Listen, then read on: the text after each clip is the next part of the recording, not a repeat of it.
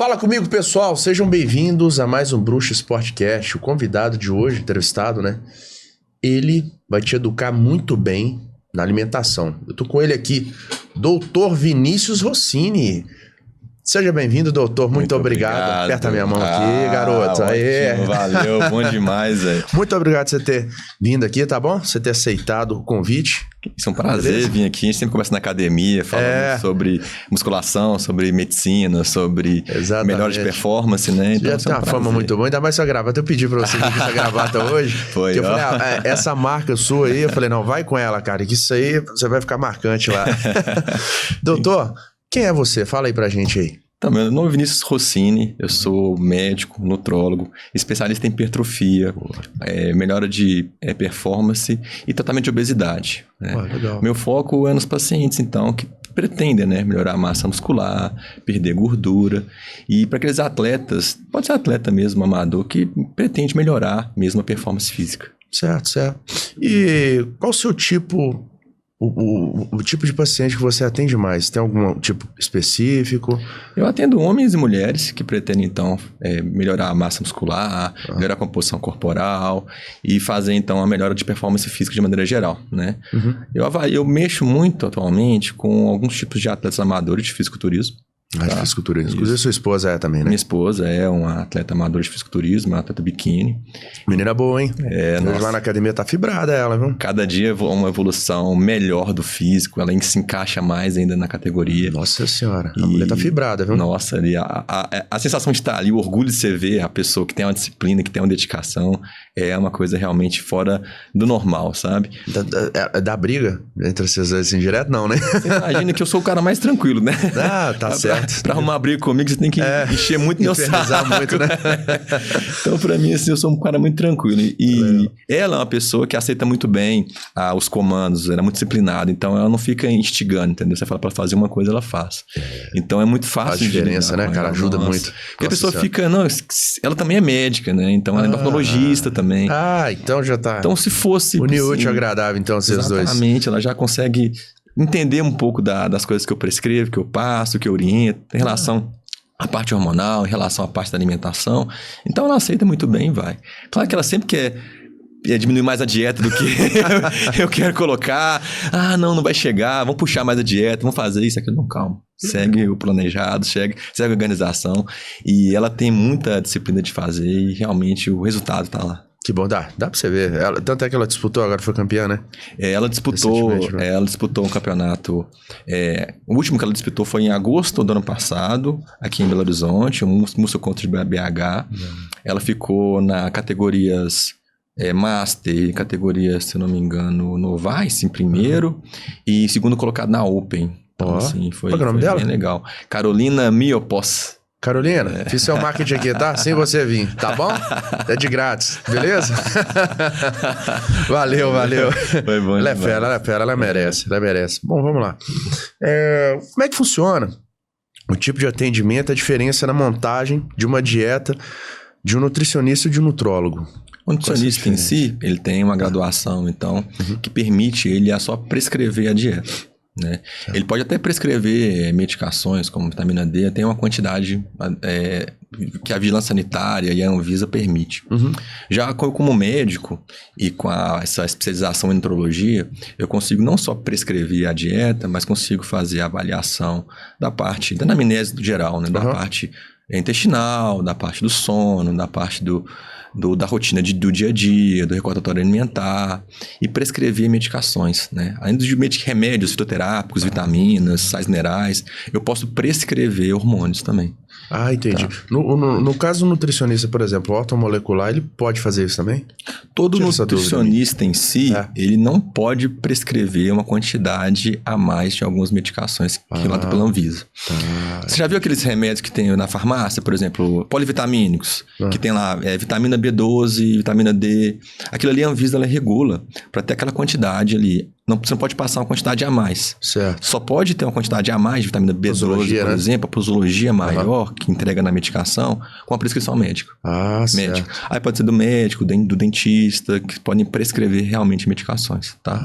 Então, o nutricionista ortomolecular, ele pode prescrever ali sais minerais e vitaminas de acordo com a legislação vigente. Legal. Bem explicado, bem explicado. Somente na alimentação, sem a ajuda de hormônios sintéticos, é possível conseguir aumentar a taxa hormonal em até quantos por cento? É possível aumentar GH, testosterona, de 20% a 30% com a alimentação. Por exemplo, a testosterona de um indivíduo bate, sei lá, uns 400, né? Ela é possível aumentar quantos? Uns 200 a mais? Mais ou menos chega isso tudo? Chega.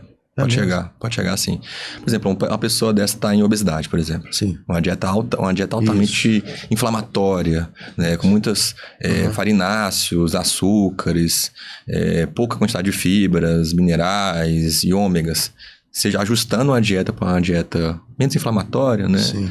Colocando mais comida de verdade, diminuindo picos de glicose, de insulina, consequentemente, e colocando suplementos, né? Sim. Ômega 3, magnésio, zinco, você consegue aumentar de 20% a 30%. A testosterona dela, de uma pessoa que tem uma obesidade alta, ela costuma ser baixa? Costuma ser baixa. Isso se chama síndrome MOSH. A pessoa, o homem, ele tem uma testosterona baixa por excesso de percentual de gordura. A gordura tem uma enzima que chama aromatase. Sim. Essa enzima vai aromatizar.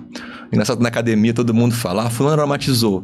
Muita gente vem perguntar que se aromatização é coisa de aroma, de cheiro, sabe? Nossa. Eu falei, não, mas o cara fica fedendo? Não, gente. Não. Pode até explicar pro pessoal, você aproveitar o momento. Não, mas sempre isso acontece, né, cara? As pessoas têm umas dúvidas que... Por exemplo, probiótico. Tem gente que acha que alguma coisa... Uma vez eu conversei com o Rodrigo da Probiótica, ele falou, cara, você acredita que tem gente até hoje, mas estão uns anos atrás, gente que acha que a probiótico, o suplemento probiótico, acha que é só os probióticos, só pros olhos. É ótica. Probiótica. Nossa!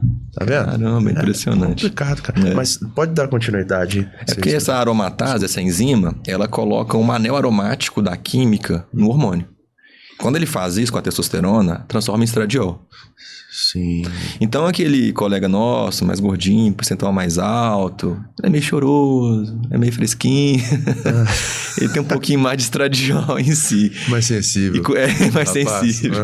E aí ele tem realmente uma testosterona mais baixa. Tá? Nesses casos a gente maneja bem. E assim, a dieta, né, de déficit calórico, com a dieta, como eu expliquei isso, que é com alguns alimentos mais anti-inflamatórios, você tem uma melhora importante da testosterona. Legal. Aí você sai do hipogonadismo, que é a baixa produção de testosterona, a baixa quantidade de testosterona, para uma quantidade normal ali. Nossa senhora. E para mulher, então? Nossa, mulher... Que não tem tem baixa testosterona? Aí você aumenta o estradiol, né? Aí você pode causar alterações até no ciclo mesmo menstrual, sangramentos mais abundantes, né? Porque você aumentou tanto o estradiol, que é o hormônio que vai estimular o crescimento do endométrio, você pode criar problemas de sangramentos mais abundantes ali. Isso mesmo, ó. Como é que uma coisa... Cara, como é que informação interessante. Porque a fisiologia é sensacional, né? Nossa, é incrível. Você tá falando como é que uma coisa casa com outra. Dá certinho. Você acha que todos os homens deveriam fazer um acompanhamento de dieta mais hormônios a partir de qual idade? Acho que dieta todo mundo deve fazer, né?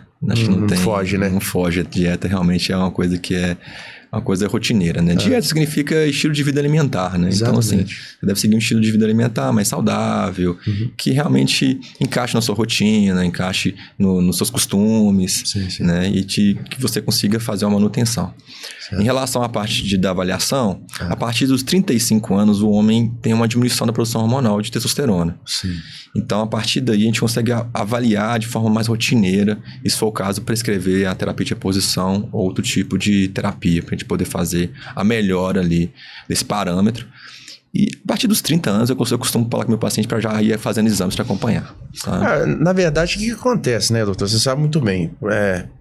Uma coisa é teoria, prática é diferente, porque tem gente que vai com 20 anos, 25 anos, já tá querendo, né? Por isso que eu tava até perguntando também. Porque isso é muito normal acontecer. Porque há paciente que procura com você mesmo, abaixo dessa faixa etária, que quer fazer uso de hormônio? Eu costumo pegar o paciente e orientar bem eles, sabe? Sim. Sobre o custo-benefício de fazer um tratamento suprafisiológico de testosterona. Sim. A gente tem sempre um custo, né? Assim, da saúde em colocar testosterona em níveis suprafisiológicos durante um período. Sim. Então eu explico isso para o paciente em relação à parte de aumento de risco cardiovascular, aumento de algumas alterações. E com isso, ele chega no consenso de que prescrever, né? Tá. O paciente aceitando o risco, a gente pode até passar um hormônio em si. Sim. Mas muitas das vezes eu faço um estímulo do eixo hormonal dessa pessoa mais jovem. Ah, sim. Como que eu estimulo um eixo da pessoa? Como é que você faz isso? Eu falo do clomifeno, Sim. clomid ou indux de farmácia. Ah, então você produz a testosterona, aumenta a testosterona endógena. Certo. Se o cara tem uma testa ali, um menino de 21 anos, de 600, vai para um 900, vai para um 1000. Ajuda muito. Demais. E a testosterona faz o quê? Melhora a recuperação muscular, melhora o drive do treino, Certo. melhora a força, a concentração. Você faz o uso do HCG também? O HCG é excelente também. É um outro hormônio que vai estimular diretamente o testículo em produzir tanto a testosterona quanto o espermatozoide. Boa, garoto inteligente. Tá vendo? Por isso que essa gravada é à toa. Tá vendo? Ela é inteligente, ela é responsável. Tá vendo? É isso aí. Uhum. Show de bola, doutor.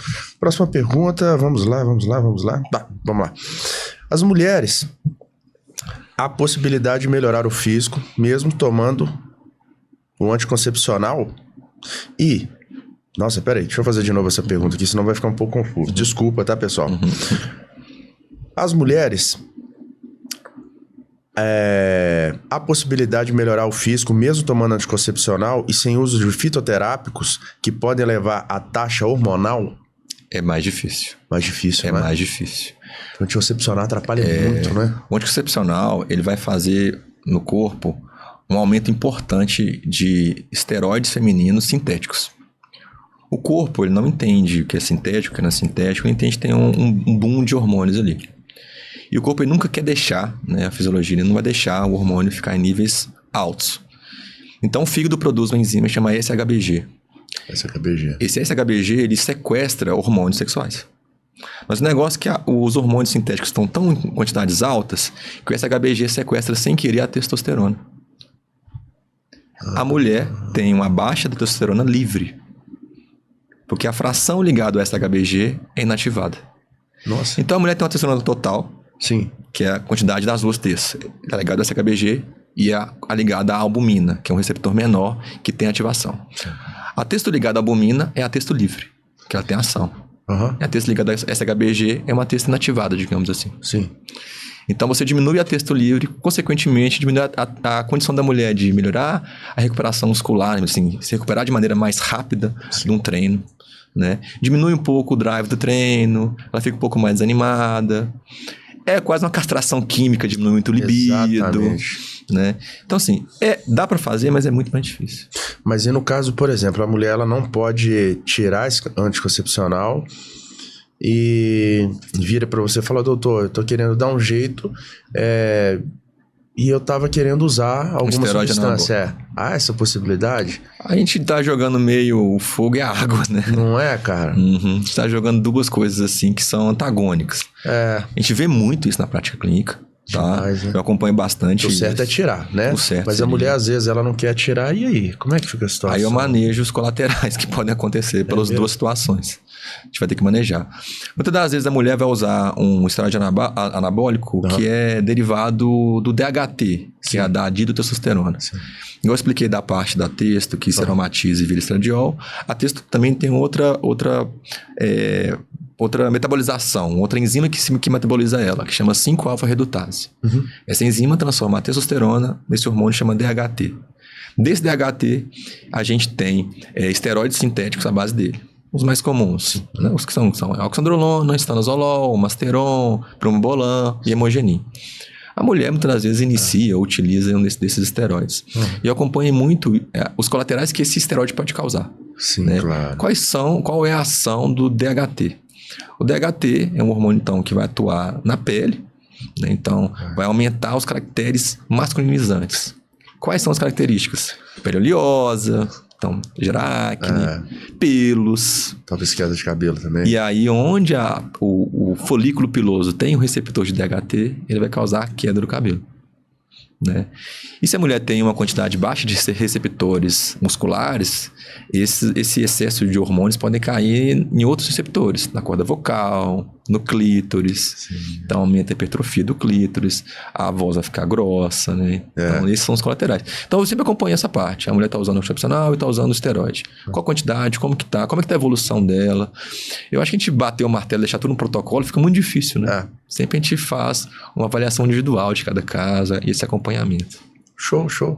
Essa explicação aqui, gente, vocês tinham que pagar muito caro, viu? Tá vendo aqui? Craque, só terá craque aqui, tá? Então, ó, vocês observarem aí, tá? Vai ver como é que o cara explica bonito, né? Doutor aqui. Bom, vamos lá.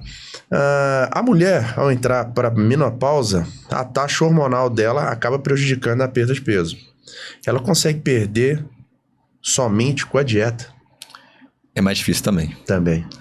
A mulher menopausa é a mulher que tem uma falência do ovário.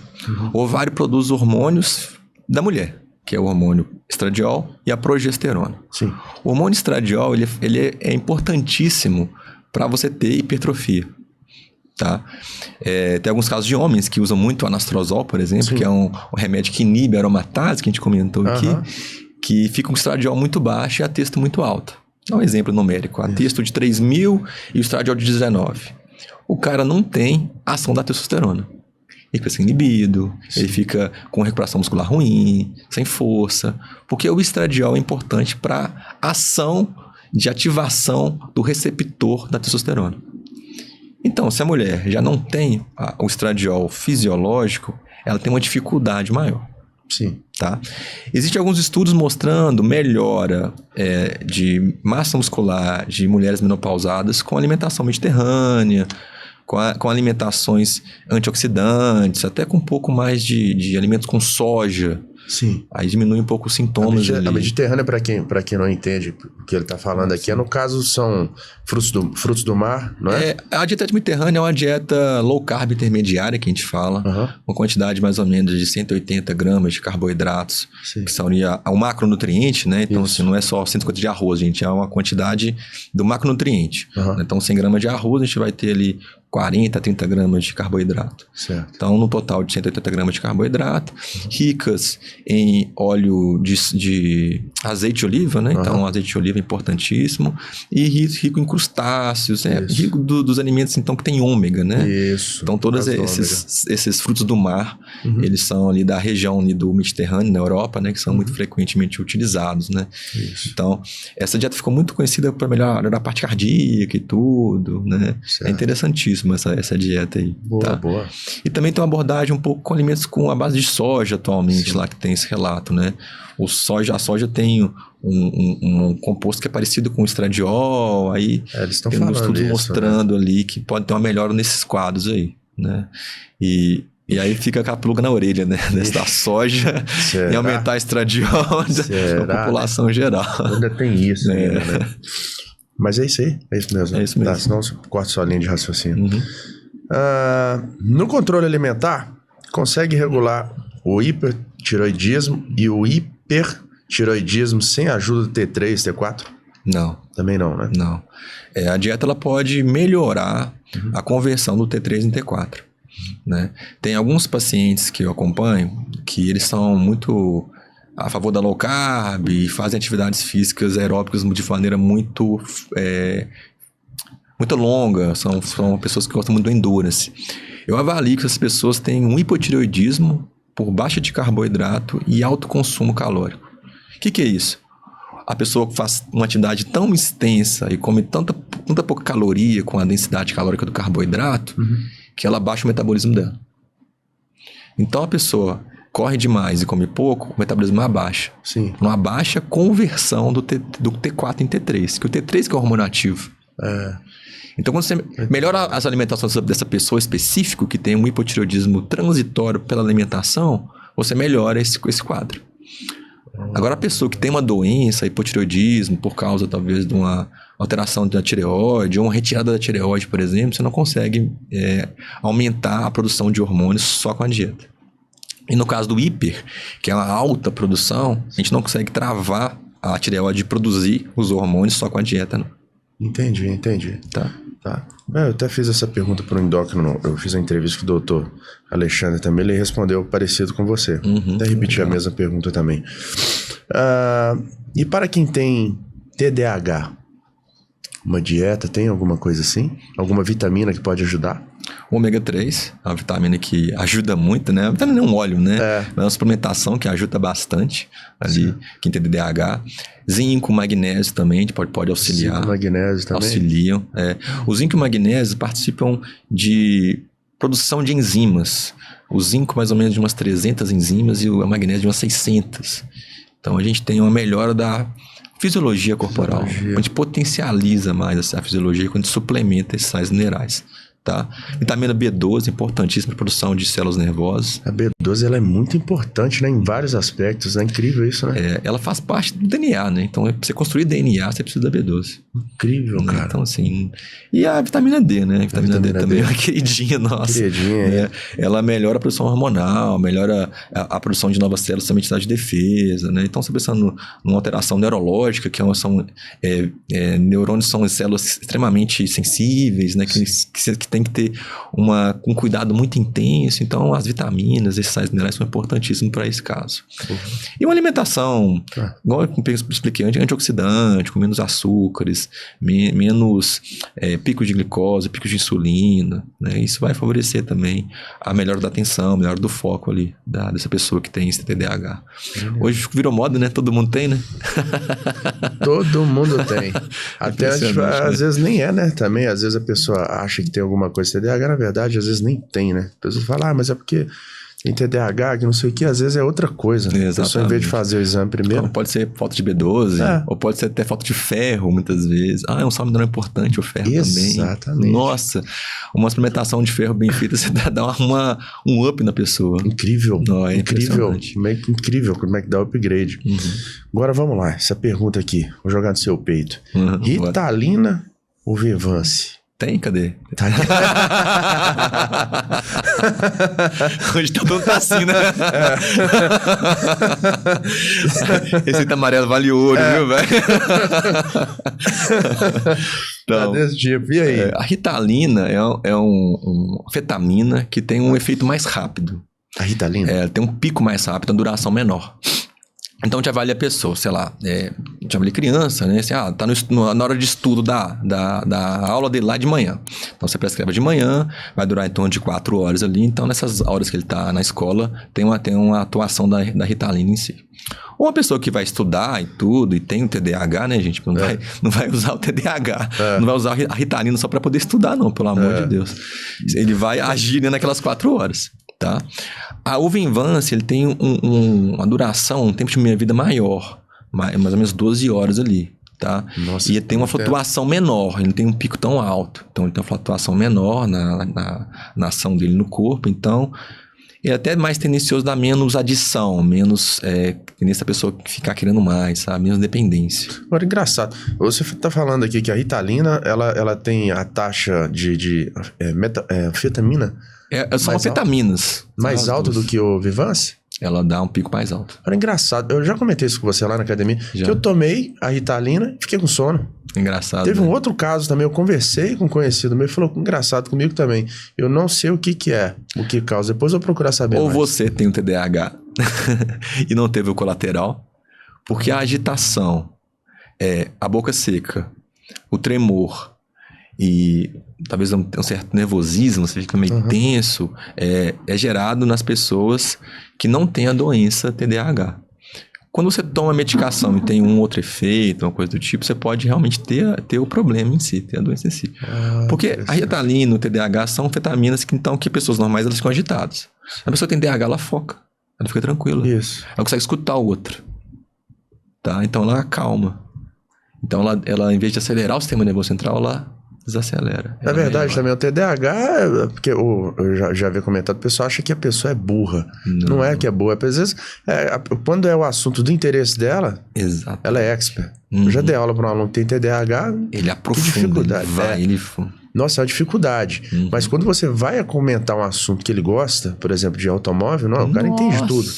Chama hiperfoco. Exatamente. Ele hiperfoca naquilo, ele é o melhor em tudo. Ele sabe todos os detalhes. Incrível. Agora você fala de jardinagem. Não gosto disso, não tem interesse. Então não quero nem saber, entendeu? Nem não escuta. Nossa, cara. Mas quando eu tomei essa Ritalina, me deu um sono. Eu falei, cara, tá alguma coisa errada. Achei que era falsificada, tava a validade. Eu falei, cara, tá certo isso aqui? Eu falei, não, é isso mesmo, tá certo. Eu falei, eu sou meio doido, vou procurar saber direitinho. Assim, as medicações, chamam de drogas, né? Tem atuações diferentes nas pessoas. Né? Então, assim, pode ser uma coisa individual sua, que aí foi igual um pouco ao seu colega ali, mas a gente tem que avaliar. Perguntei se ele era da mesma família que a minha. Eu falei, não sou não. Olha o sobrenome dele, me dá essa identidade. Não. Graças a Deus. Próxima pergunta aqui. Na dieta hipocalórica, há a possibilidade de conseguir regular a depressão e a ansiedade? Aí depende do déficit calórico, né? A gente vê muito aí em atletas, né? Ou na população em geral, quando está fazendo uma dieta muito hipocalórica, quer dizer, uma quantidade muito baixa de calorias, você sente uma certa dificuldade, até mesmo ou pela baixa de quantidade de carboidratos e a dificuldade de adaptar com o consumo de gordura corporal ali, que a gente saiu de cetose, você gera uma certa, um padrão mais nervoso, mais ansioso, mais depressivo mesmo, sabe? A gente avalia mesmo o déficit e avalia a pessoa, né? Aí seria mesmo, para tratar isso, seria ou colocar um déficit menor ou esperar o período, né? Então, a pessoa, o atleta ali, tá em preparação para a competição. Você segura ali, deixa ela mais ansiosa, mais nervosa, mais depressiva, mas a gente vai acompanhando, né? Talvez faz um refeed, que seria uma realimentação com quantidade maior de carboidrato durante o final de semana, e vai manejando essa alteração psicológica. Mas você não passa nada para ela controlar, não? Mesmo a pessoa sendo atleta ou não? A prescrição de antidepressivos a gente pode prescrever. Eu não gosto tanto de antidepressivo em si. Talvez de alguns nootrópicos. Achaguanda, radiola rósea, seleginina, nos casos das pessoas que usam um esteroide chamado trembolona.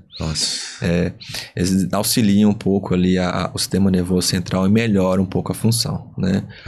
Aí, porque quando a pessoa também está em déficit calórico, piora o sono.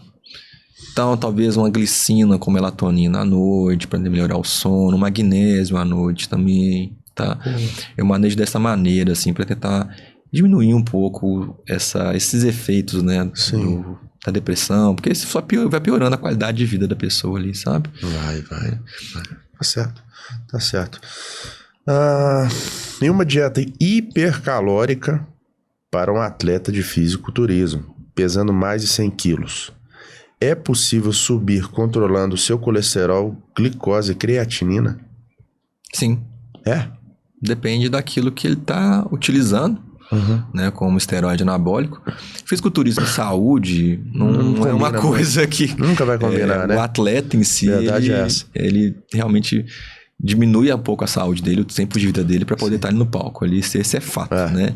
E a gente tem que diminuir, então, os colaterais que tanto os esteroides ou alimentação pode gerar. É esquisito, né? Até fala, deixa eu só te contar. Eu não sei se você vai concordar comigo, tá, doutor? Mas o atleta, ele tem que estar bom para depois piorar. Concordo. É esquisito, né? Concordo. Essa comparação, né? É uma coisa, esquisito, né? Mas vamos lá. Tá bem, tem que realmente, em detrimento da saúde dele, secar ou ficar mais denso e mais volumoso. Esquisito, né? Eu paro pra pensar, tem hora assim, mas... E assim, na verdade, todo atleta de maneira geral, né? Assim, nem só o fisiculturismo em si, um atleta lá de corrida de 100 metros. O bicho anos treinando e aquilo ali, né? Exatamente. Em detrimento da saúde. Você quer falar alguma linha de raciocínio sua? Então, o que a gente pode diminuir né? Não deixar alterar tanto os exames, né? Ômega 3, sempre melhorar ali a parte... O EPA em si... O ômega 3 se divide em dois, né? É o DHA e o EPA. O DHA é uma fração que é mais bem aproveitada pelo cérebro, né? O TDAH lá, por exemplo, ômega 3 com mais DHA seria mais interessante. Então, a proporção de 2:1 de DHA. Agora, para a pessoa que é fisiculturista, igual no caso aí, seria melhor o EPA, que ele melhora mais a inflamação e oxidação dos vasos sanguíneos, melhora o endotélio. Interessante. Tá? Então, você diminuiria ali o risco dele ter algum evento cardiovascular. né? Para melhorar, por exemplo, o colesterol, dependendo do caso, eu entro com fitoterápicos, Sim. né? Sempre com a coenzima Q10 associado com alguma medicação que diminui um pouco a aumento de colesterol produzido pelo fígado. Eu gosto muito de um fitoterápico chamado Red Yeast Rice, o arroz vermelho fermentado. Legal. Ele é muito legal, assim, tem uma ação muito boa. Sabia disso. Particularmente eu utilizo essa medicação. Legal. Tá? Ele diminui o LDL colesterol. Tá? Que bacana. Agora, se a pessoa tem um colesterol muito alto mesmo, eu entro com uma medicação mais alopática, que é uma estatina. Eu entro com a melhor de toda, a rosuvastatina, por exemplo, para realmente controlar o colesterol da pessoa ali. Né? Legal.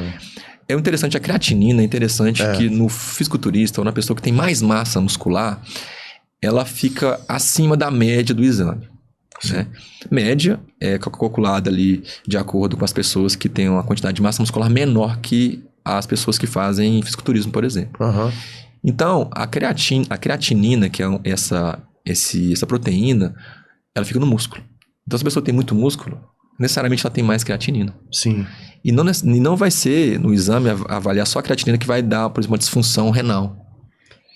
A gente pede outros exames para poder abordar isso. A gente pode fazer um exame de imagem para avaliar, um ultrassom, para poder avaliar ali, ou tomografia ou ressonância, avaliar a função renal. Ou pede um exame de sangue que chama cistatina C, para avaliar realmente a função renal da pessoa. Então, todo atleta, né, de fisiculturismo, ou atleta que tem muita massa muscular, ou que também faz muita suplementação de creatina, vai ter uma creatinina no exame de sangue mais alta. Mas isso não quer dizer que ele tem uma disfunção renal. Tá? Interessante. A gente desmistifica um pouco essas coisas na consulta para a pessoa ficar um pouco mais tranquila, porque realmente médicos mais tradicionais não tem essa visão e também só pegam pessoas doentes, né? E é diferente daquela que a gente aborda. Tá? Bacana. É colesterol, creatinina, qual o outro mais? Glicose. Glicose a gente avalia a parte da dieta em relação... Tem muito carboidrato. O índice glicêmico dos alimentos, né? Então, assim, tá comendo alimentos com índice glicêmico muito alto, né? Outra coisa, como é que tá a insulina dessa pessoa? Então, você dá muito pico de glicose, você dá muito pico de insulina. A insulina, ela começa a ter uma dificuldade de entrar na célula. Eu gosto de explicar muito pro meu paciente sobre resistência insulínica. Que é a dificuldade, então, da insulina, que é uma chave para a fechadura da porta da célula, que ela pega essa glicose e joga dentro da célula. E uma célula normal vai ter uma fechadura só. Então, uma insulina abre aquela porta ali. No caso que eu dou muito pico de glicose durante a semana, durante um mês, durante um ano, eu vou gerar, então, um aumento dessa entrada de glicose na célula, pela insulina, e, consequentemente, eu vou encher essa célula de glicose. Como a célula não está usando tanta glicose, não tem esse metabolismo tão acelerado, a célula começa a não querer mais glicose. E o que ela faz? Ela vai aumentar as fechaduras da porta da célula. Então, para uma porta que tinha uma fechadura, vai ter 3, 4, 5. O corpo, o que ele faz? Aumenta a produção de insulina para poder abrir todas as fechaduras. Isso é resistência insulínica. No caso de uma pessoa que está usando muito carboidrato, num bulking, por exemplo, para ganhar muita caloria, ele pode adquirir essa resistência insulínica. Pois é. Agora eu te pergunto. Nesse indivíduo, nesse atleta, você aconselha ele fazer o uso da insulina? Seria uma boa estratégia? Nesse bem caso, controlado? Com a resistência insulínica, não. Não, né? Talvez entraria, por exemplo, ali primeiro com a metformina, diminuiria ali um pouco o índice glicêmico dos alimentos, né? O que é diminuir o índice glicêmico? Diminuir a velocidade de absorção da glicose. Por exemplo, ele está comendo doce de leite. Aí você tira o doce de leite e coloca um alimento que não tem tanto pico. Então, batata inglesa, batata doce, tem fibra, carboidrato mais lenta absorção, mais complexo, tá? E assim, melhorando a resistência insulínica, a gente pode colocar a insulina ali para ganho de volume. Certo. Legal. Nossa, você é inteligente, hein, doutor?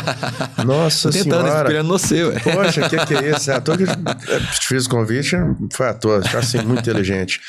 Bom, vamos lá. O jejum intermitente é eficaz para todos os atletas de alto rendimento? Não, de jeito nenhum. Nossa, tá vendo? Vamos lá. Tem nem jeito. Um atleta de alto rendimento precisa de densidade calórica, ele precisa de realmente alimentos ali para recuperar a musculatura dele, para recuperar ele de um treino bem feito, um treino extenuante ou de uma prova. Ele tendo um jejum, ele não vai ter esse aproveitamento, tá? Uhum. Não tem nada contra jejum, mas nesse caso não tem como, tá? Sei lá, a gente adquiriu talvez uma dificuldade de, sei lá, de emagrecer, de hipertrofiar, ou alguma inflamação intestinal, alguma alteração no esôfago, a gente pode colocar o jejum como uma estratégia focal durante um período, durante um dia, durante algum tipo de semana ali, para poder avaliar a melhora do quadro de uma alteração. Tá. Agora, certo. Como performance, nem pensar. Boa, tá vendo?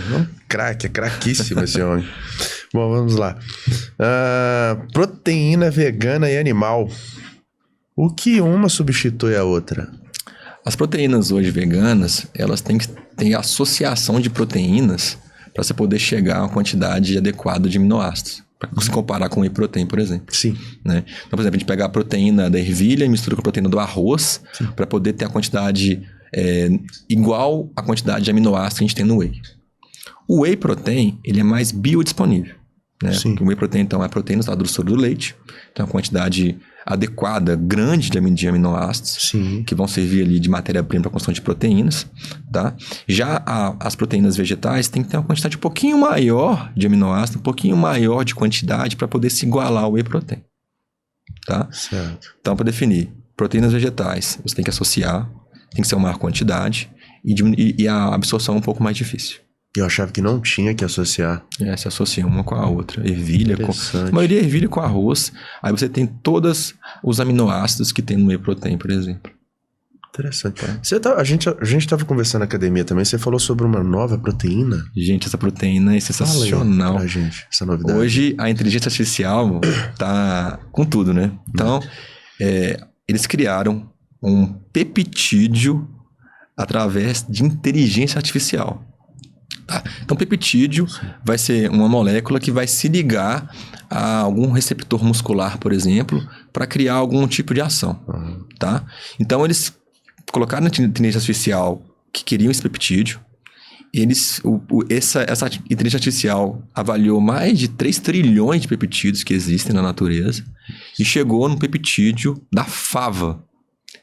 Esse peptídeo da fava foi patenteado e foi dado o nome Pept Strong. Tá? O que avaliou com esse peptídeo? Que ele, em comparação, por exemplo, com o whey protein, ele pode provocar uma melhor recuperação muscular. Tá? Então, por exemplo, as pessoas que tomam whey protein, pessoas que tomam ele, esse Pept Strong recupera mais rápido a musculatura. Tá? E ele também provoca uma diminuição da ação da miostatina, que é então uma enzima que diminui a hipertrofia, digamos assim. Nossa Senhora. Então ele tende a melhorar a hipertrofia. Tá? Muito bom. Mas o uso dela será como? O uso dela é feito 2,4 gramas dividido em 2 doses. Tá? Atualmente no mercado tem a cápsulazinha ali de 1,2 gramas. Aí você toma... Não, mentira. É menos. Porque toma 3 cápsulas de 12 em 12. Tá? Então, a quantidade menor ali. 600 gramas em cada cápsula. Você toma 3 de manhã e 3 à noite. Tá? Então, em 2,4 gramas, dividido em dose de 2 vezes ao dia, você tem uma melhora da recuperação muscular, uma inativação da miostatina. A recuperação muscular ela é melhorada por melhora de fatores como irisina, interleucina 15. Então, assim, fantástico, né? Veio pra ficar. Nossa e é impressionante. Uma coisa importante, que o Pept Strong, esse peptídeo, ele não vai substituir o whey protein. Sim. Porque são ações diferentes, né? O peptídeo, ele vai agir, então, diretamente na miostatina, diminuindo a ação dela. Vai agir melhorando a ação da recuperação muscular no músculo. Já o whey protein, ele vai dar ali como se fosse o tijolo para a construção de fibra muscular. A combinação. Exatamente. Não vai querer substituir, vai acrescentar. É mais um tipo de... Importante. Porque hoje em dia, todo mundo acha que tem que tirar alguma coisa para colocar outra. Não. Ele veio para se associar ao tratamento ali. Interessante, bem explicado. Bem explicado. Isso aí, bem explicado. Bom, vamos lá. Fazer um book com uma dieta vegana é uma melhor estratégia? Não, a dieta vegana para booking, poxa. Aí pensando na questão da biodisponibilidade de proteínas e tudo, vai ser uma quantidade maior, né? Então, Muito, assim, né? aí você já tá em booking, que você consome a quantidade maior de volume de alimentos. Acho muito volume. E fazer uma dieta com vegana que tem que ter um volume maior ainda para bater proteína e tudo. É muito pé de alface, né? Eu acho que vai ser muito difícil, assim. Eu acho que deve existir em algum fisiculturista que deve fazer isso, mas deve ter um estômago de avestruz para caber um volume muito grande. Não é? Né? Porque o booking, sim, já normal, pessoas que realmente não são veganas já é um volume aumentado, se aumentando mais o volume, né, por exemplo, para bater a quantidade de proteína da carne, sei lá, de tanto de carne de soja, tanto vai ser um volume muito grande para poder bater. Nossa, o cara chega, imagina, com 120 quilos. Nossa senhora, realmente é coisa absurda, muito né? difícil. Fiz essa pergunta e eu falei, vamos ver o que ele vai responder. É muito difícil. Eu pensei aqui falando, nossa. Complicado. Vamos para outra aqui. Tem uma dieta específica para quem tem disfunção erétil? Acredito que existe. Fala aí pra gente. Quer anotar? Ô, doutor, o que é isso, doutor? Vamos lá. São dietas que aumentam o óxido nítrico. O que é óxido nítrico? Então, é o que tem na beterraba, por exemplo. Beterraba, espinafre, salsão, né? Em frutas vermelhas, em carne magra, né? Você consegue ter ali o óxido nítrico em si. Alguns suplementos, L-arginina, L-citronina, você consegue também o óxido nítrico. Legal. Tá? E assim, aí você diminui também fatores inflamatórios da dieta, né? Aumento, se alguma pessoa tem algum tipo de alimentação de açúcares, farináceos, você dá uma diminuída. Não precisa tirar, mas você diminui esses fatores para poder ter uma melhora desse padrão erétil. De fitoterápicos, a gente tem tríbulos, maca peruana, long jack, mucuna, pode auxiliar na ereção. Muito bom. E o que a gente usa muito hoje em dia, eu até uso de pré-treino para alguns pacientes meus, que é o Tadalafil, né? Tadalafil de 5 miligramas. O Tadalafil, ele vai aumentar o óxido nítrico. Assim. Tá? Então ele vai causar uma melhor vasodilatação, né? Também. E consequentemente, por exemplo, você está treinando, você está ali, cria ácido lático no músculo. Você tira aquele ácido lático ali para poder potencializar o treino. Você está vasodilatado, você favorece isso. Boa. Então você melhora essa recuperação durante o treino, digamos assim. Boa. Falou, tá falado, doutor. Vamos lá, mais perguntas. Então, a gente tá sendo um bate-bola aqui. Vamos lá. Quais as vitaminas básicas que os homens e mulheres deveriam ter mais cuidado em ter um controle hormonal melhor e a imunidade alta? Nossa, acho que a coisa que eu mais faço no consultório é avaliar essa parte aí. Porque é o básico, né? Então, comentando. Prioritário. Então, D, B12, ferro, magnésio, zinco, selênio. São os que eu mais avalio, mais prescrevo, assim, vitamina A, vitamina C. É incrível o que a medicina hoje tá dando muita prioridade ao intestino, né? Porque isso aí veio, parece da medicina oriental, né? Realmente. Hoje existe um eixo, né? Eixo intestino-cérebro, né? Que é realmente...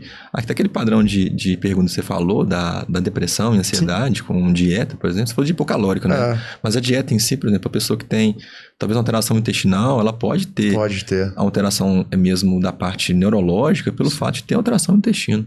Incrível, né? Nossa. E tem até mais, até a avaliação a microbiota intestinal, as desbiose intestinal pode gerar alterações cerebrais ali. Demais. Incrível. Vamos lá, próxima pergunta. É possível, através da dieta, o atleta de fisiculturismo ter uma qualidade sem usar hormônios como estanozolol e GH em uma competição? É mais difícil, mas pode ter. Aí ele vai ter que a dieta vai ter que ser bastante fechadinha, né? Bastante hipocalórica, com bastante mais proteína e menos quantidade de carboidrato. A disciplina no cardio tem que ser fiel, tá? E assim, aí tem que avaliar se vai perder densidade. Realmente é mais difícil. Como a gente comentou sobre a fisiculturismo, ele realmente tende a utilizar esses esteroides em si para ter um ganho ali de densidade, de volume e, em consequência, ele perde um pouco a saúde em si, né? Sim. Tem, mas é bem mais difícil, viu? Assim. Né? Boa resposta. Qualquer pessoa, desde uma criança, pode fazer uma dieta vegana? Pode. Pode sim. Uma criança também? Não... Tranquilo? Eu experimentaria, né? Porque a dieta vegana é uma dieta que tem pouca quantidade de vitamina B12, por exemplo. Igual a gente falou, a B12 é importante para o sistema nervoso central. Você suplementando e acompanhado, você consegue fazer. Consegue. Uma criança. Igual a gente falou, para bater proteína e tudo, talvez o volume seja um pouco mais alto. Mas orientado, bem acompanhado e suplementado, você consegue fazer. Ela sozinha, sem suplementação, eu não deixaria. Legal. Porque realmente você vai ter carências de vitaminas ali. Certo. Principalmente a B12, que é a D também, né? Mas a B12 é a principal ali que dá dos alimentos de origem animal em si. Sim. É o que você vai ter. Perfeito. Poxa, você está hábil para responder, hein, doutor? Fera. O pós-uso de hormônios pode gerar alguns problemas irreversíveis, inclusive o descontrole hormonal, podendo gerar alguns problemas psicológicos. Quais as vitaminas mais específicas para quem desenvolveu essa deficiência? Então, gera hipogonadismo, você tem uma baixa produção de esteroide, né, ou testosterona. Você tem uma atrofia testicular, infertilidade. E realmente a testosterona em si, ela tem uma ação cerebral, neurológica importante, tá? Sempre oriento fazer uma terapia pós-ciclo bem feita, pra gente poder ter pelo menos a quantidade normal ali de hormônio, esteroide e testosterona no corpo. E para potencializar isso, as vitaminas B12, D, zinco e magnésio são essenciais ali. A B6 também é muito essencial. Até na questão psicológica? Na questão psicológica. É mesmo? Melhora bastante. Com a ajuda da B12 e o ômega 3, né? A participação DHA ali para melhorar. Muitas vezes a pessoa sente muita falta da testo, assim, psicologicamente, porque ela dá uma vontade, a gente chama de volição, né? Uma energia diferente de quando você não está usando. Mas quando ela usa muito tempo e fica sem, ele dá a gente chama de não chega a ser uma baixa tão grande, mas um crash cerebral, né? Uma coisa... Demais. Nossa senhora. Vamos lá. Você acha que os hormônios peptídeos conseguem substituir os hormônios esteroides para uma preparação? Não, né? Hoje a gente tem as frações de GH, tem um peptídeo que tenta diminuir a ação da miostatina, né? Mas de forma de melhora de anabolismo, realmente os esteroides anabólicos, eles vão... Insubstituíveis, assim... Que são os hormônios ali. Que o peptídeo é um hormônio à base de proteína, né? Sim, Então não vai se ligar ali no receptor do hormônio esteroide em si, que é o hormônio à base de gordura. Tá? E para ação mesmo anabólica em si, o esteroide realmente vai ser, né? Vai ter mais ação. Ele vai dar mais colateral, né? Quem já sabe, mas ele vai ter uma ação mais efetiva. A mulherada tá usando mais o quê? Qual tipo de testosterona? Que é o mais... Testo em si ou o esteroide falando? Esteroide, texto. Não, vamos falar texto, né? É melhor. É porque muitas vezes a testosterona para a mulher, você vai deixar a mulher muito mais virilizada, né? Eu não gosto de prescrever testosterona mesmo, sabe? Eu gosto de prescrever os derivados em si. Né? Tá. Sim. Né? Porque a gente tem vários tipos de derivados, né? Então, os derivados da testo. Tem mulher, bicho, que toma até Enantato, eu já vi. Não, eu já não sei. Eu já vi, com meia de pedra. Uma durazinha aí, já vi também usando demais. Enantato pra mulher é muito forte. Já vi demais, Então, tem os esteroides, então, que são a base da testo. Enantato, testosterona, propionato, o blend, que é a durateston, né? O cipionato de testosterona, que é o deposteron. Esses são os derivados da testo. Como outros esteroides, a gente tem a boldenona, que é derivado da testo. O alotestin, também, que é derivado da testo. O dianabol e o tirinabol, também são derivados da testosterona. Beleza? Aí, o que eles fizeram? Eles fizeram uma derivação, então, mudaram a molécula da testosterona e tiraram uma hidroxilo do carbono 19. Aí fizeram 19-nortestosterona. Aí do 19-nortestosterona, que é a classe da anandrolona, que é um esteroide muito utilizado para mulher. A mulher usa muito androlona. Que a androlona é a DECA, que é o decanalato de androlona. E existe o NPP, que é o fenilpropionato de androlona. Tá? Existe a trembolona, Sim. também, que é um esteroide muito utilizado aí de forma underground aí, e na final de preparação é um esteroide muito usado, que piora muito a parte neurológica, né, que a gente já sabe. E existe um outro esteroide hoje, que sinceramente há poucos meses atrás eu não conhecia, que é o Mente, que é a trestolona, que é a nova trembolona aí já, viu? Ele é um esteroide parecido com a nandrolona, mas tem um efeito maior, mais potente em relação ao anabolismo. Ele é parecido com a nandrolona? É parecido com a nandro. Tá. O grau de retenção dela? É menor do que a nandro. É menor que a nandro. Eu tenho um custo mais alto, tem um custo mais ou menos da Primobolan atualmente, assim, no mercado. Entendi. E, sinceramente, eu tenho um atleta utilizando, tem 2 meses, eu vou avaliar ele agora para ver como é que foi o booking com Mente. Tá, vamos ver. Desse 19 Nor tem a gestrinona, a famosa gestrinona. A gestrinona é um esteroide muito utilizado atualmente em forma de chip, né? Sim. Que as mulheres utilizam muito, que a gente tá comentando sobre mulher. Tá usando a mulherada chip ainda? Muito, até hoje? Tá usando até hoje, tá? É um esteroide que vai diminuir um pouco aquele SHBG que a gente comentou. Diminuir o SHBG e melhora o texto livre. Ele tem uma ação também antiestrogênica em alguns tecidos, por exemplo, o tecido de deposição de gordura na região lateral do bumbum, na bananinha do bumbum. Então, ela tem essa ação. Então, a mulherada usa muito. Legal. Tá. Vamos lá para a última pergunta. Você acha que o uso da testosterona seria bom, mesmo para a pessoa com a sua testosterona endógena alta? Aí depende do objetivo da pessoa. Que a gente tinha falado lá em cima. Eu acho que depende. Por exemplo, tem pessoas que são muito ativas durante o dia, né? Fazem atividade física todo dia da semana ou 5 vezes na semana. Tem que ter uma performance mental muito grande. Tem um tempo de trabalho muito, muito grande, por exemplo, de 9 da manhã a 9 da noite. Eu sou a favor de colocar níveis suprafisiológicos para melhorar tanto a função da pessoa na parte mental, na parte cognitiva, na parte de ação. Melhora, né? Melhora bastante. E na melhora da parte física. Sim. Sabe? Claro que tem que avaliar se tem algum problema, né, de coração, e tem que conversar muito com essa pessoa, porque assim, ela pode perder um pouco de saúde mais pra frente, mas eu gosto de melhorar a qualidade de vida da pessoa agora. Não adianta nada a pessoa, ela também não tem um texto normal, mas tem a sarcopenia, que é baixa de massa muscular, não ser ativa, viver depressiva no trabalho, viver muito mal. Pronto. Ela vai viver até 90 anos com qual qualidade? Tá então, certo. Eu gosto de conversar bastante isso e ser bem aberto com o meu paciente, que eu acho que a gente só tem a melhorar a pessoa em si. Claro. Né? Claro.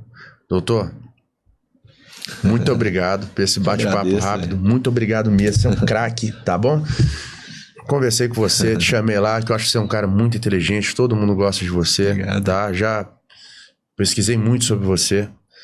É um excelente profissional. Muito obrigado por você ter vindo aqui hoje, tá? Simpatia de pessoa, tá bom? Até a próxima aí. Talvez em breve, no futuro próximo aí, você tá aqui de volta. Me chamando, eu tô aqui. Boa, doutor. Pessoal, até a próxima. Valeu!